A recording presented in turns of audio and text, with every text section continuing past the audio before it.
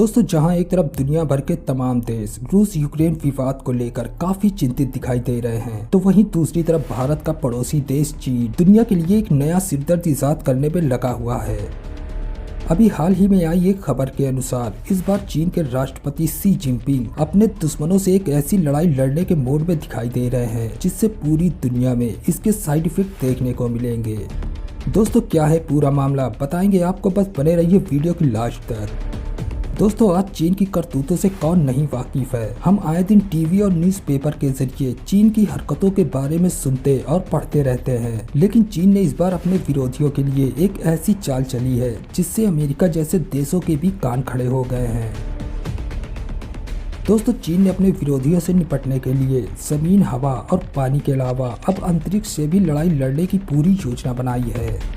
इसीलिए उसने पिछले 6 महीनों में 35 से ज्यादा एंटी सैटेलाइट मिशंस को सफलतापूर्वक लॉन्च करके दुनिया में तहलका मचा रखा है। लेकिन यहाँ सवाल ये उठता है कि आखिर ऐसा करने के पीछे चीन की मंशा क्या है और उसके ऐसा करने से अमेरिका और बाकी कंट्रीज पे इसके क्या असर देखने को मिलेंगे। दोस्तों, इसे समझने से पहले हमें ये समझना बेहद जरूरी है कि आखिर चीन का ये एंटी सैटेलाइट मिशन है क्या, जिसे लेकर अमेरिका जैसे देश भी काफी गंभीर दिखाई दे रहे हैं। दोस्तों, अगर हम मानकर चले कि किसी भी दो देशों के बीच भविष्य में अगर जंग जैसी स्थिति उत्पन्न होती है, तो जाहिर सी बात है कि ये दोनों कंट्रीज एक दूसरे पर जमीन, हवा और पानी तीनों जगहों से हमला करने से भी नहीं चूकेंगे। लेकिन इन दोनों कंट्रीज पे जिसके पास भी एंटी सैटेलाइट वेपन मौजूद होगा, वो सीधे तौर पर अपने विरोधी देश के सैटेलाइट को सबसे पहले अपना निशाना बनाने की कोशिश करेगा। क्योंकि आज चाहे कितनी ही एडवांस टेक्नोलॉजी क्यों ना आ गई हो, लेकिन बिना सैटेलाइट की मदद से हम उससे कम्युनिकेट नहीं कर सकते। और अगर जंग के दौरान किसी ने विरोधी कंट्री के सैटेलाइट पर हमला कर दिया, तो उस देश का पूरा कम्युनिकेशन सिस्टम ही क्रैश कर जाएगा, जिसका सीधा असर हमारी रोजमर्रा की जिंदगी से लेकर सेना के कम्युनिकेशन सिस्टम तक में देखने को मिलेगा। दोस्तों, इसी योजना के तहत ही चीन ने हाल ही में 35 से ज्यादा एंटी सैटेलाइट मिशंस को सफलतापूर्वक अंतरिक्ष में लॉन्च करके अमेरिका को इस क्षेत्र में खुली चुनौती दी है। इसके अलावा चीन अपने दुश्मन देशों से निपटने के लिए एंटी सैटेलाइट मिसाइल्स के अलावा वो इलेक्ट्रॉनिक जैमर और लेजर जैसी घातक टेक्नोलॉजी को और लगातार तेजी से विकसित करता जा रहा है, जो किसी भी देश के सैटेलाइट्स को मार गिराने की क्षमता रखते हैं। चीन की इसी चाल को देखकर ही अमेरिका ने इस बात का भी दावा किया है कि चीन ऐसा इसलिए कर रहा है ताकि उसका साल 2045 तक अंतरिक्ष में सबसे शक्तिशाली देश बनने का सपना पूरा हो सके।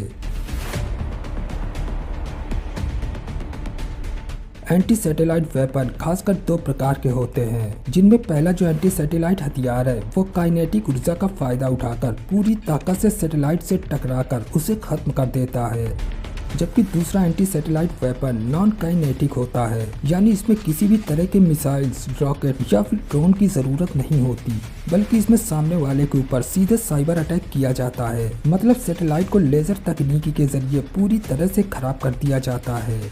ऐसे हमले करने के लिए किसी खास जगह की भी जरूरत नहीं होती, बल्कि इनका इस्तेमाल हवा, पानी या फिर जमीन कहीं से भी आसानी से किया जा सकता है।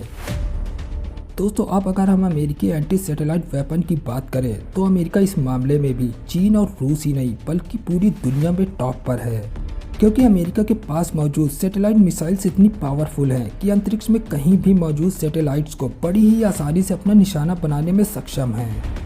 इसके अलावा ज़रूरत पड़ने पर अमेरिका इन एंटी सैटेलाइट मिसाइलों को अपने डिफेंस सिस्टम के साथ भी तैनात कर सकता है। लेकिन अमेरिका हमेशा से ही इस बात का दावा भी करता रहा है कि उसकी ये एंटी सैटेलाइट मिसाइल्स अमेरिका की सुरक्षा के लिए बनाई गई हैं, न कि किसी देश पर हमला करने के लिए।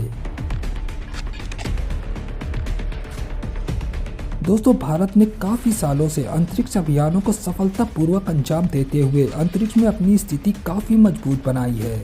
हालांकि वह अब भी अपने पड़ोसी देश चीन के बराबर नहीं आ सका है। भारत ने कम्युनिकेशन, नेविगेशन, पृथ्वी अवलोकन और अन्य सैटेलाइटों को मिलाकर कुल 100 से ज्यादा अंतरिक्ष यान मिशन संचालित किए हैं। दोस्तों, मिशन शक्ति को सफलतापूर्वक अंजाम देते हुए भारत ने काउंटर स्पेस क्षमता विकसित करने की दिशा में पहला कदम तब उठाया था जब पृथ्वी की कक्षा से करीब 283 किलोमीटर की ऊंचाई पर स्थित 740 किलोग्राम के माइक्रोसेट आर उपग्रह को नष्ट करने के लिए 19 टन की इंटरसेप्टर मिसाइल लॉन्च की गई थी। इसके अलावा वर्तमान में भारत के पास एंटी सैटेलाइट मिसाइल्स को फायर करने के लिए पृथ्वी एयर डिफेंस सिस्टम मौजूद है, जिसे प्रद्युमन बैलिस्टिक मिसाइल इंटरसेप्टर के नाम से भी जाना जाता है। भारत का ये एयर डिफेंस सिस्टम पृथ्वी के वातावरण के बाहर और पृथ्वी के वातावरण के अंदर के टारगेट्स पर हमला करने में सक्षम है। इसके अलावा भारत के वैज्ञानिकों ने पुराने मिसाइल सिस्टम को भी अपग्रेड कर उसमें कई और नए एलिमेंट्स जोड़े हैं, जिसका मतलब साफ है कि भारत ने पहले से मौजूद पैड सिस्टम को अपग्रेड कर उसे और पावरफुल बनाया है। साल 2019 में हुए मिशन शक्ति का परीक्षण भारत ने इसी लॉन्च पैड के जरिए ही किया था। दोस्तों, अब अगर हम भारत के एंटी सैटेलाइट मिसाइल्स की रेंज की बात करें तो भारत के एंटी सैटेलाइट मिसाइल्स की रेंज करीब 2000 किलोमीटर है और ये 1470 किलोमीटर से 6126 किलोमीटर प्रति घंटा की रफ्तार से अंतरिक्ष में कहीं भी मौजूद सैटेलाइट्स को बर्बाद करने का दमखम रखती हैं। दोस्तों, रूस और यूक्रेन के बीच पिछले साल से चल रहे युद्ध को लेकर चीन ताइवान के बीच तनावपूर्ण स्थिति, भारत चीन के बिगड़ते रिश्ते जैसे तमाम वैश्विक घटनाएं देखे तो आने वाले कुछ सालों में स्पेस युद्ध की परिकल्पना की जा सकती है। और अगर स्पेस वार होता है तो सबसे पहले मिलिट्री सैटेलाइट्स को ही टारगेट किया जा सकता है, क्योंकि मिलिट्री सैटेलाइट की मदद से ही किसी भी देश की सेना को वारशिप, फाइटर प्लेन और दूसरे एडवांस वेपन्स के बारे में जानकारी और लोकेशन हासिल होती है। ऐसे में अगर एक देश दूसरे देश के सैटेलाइट को नष्ट करने में कामयाब हो जाता है तो वहां का पूरा कम्युनिकेशन सिस्टम ही ठप हो जाएगा, जिससे फाइटर एयरक्राफ्ट और बैलिस्टिक मिसाइल जैसे घातक हथियार भी अपना काम करना बंद कर देंगे।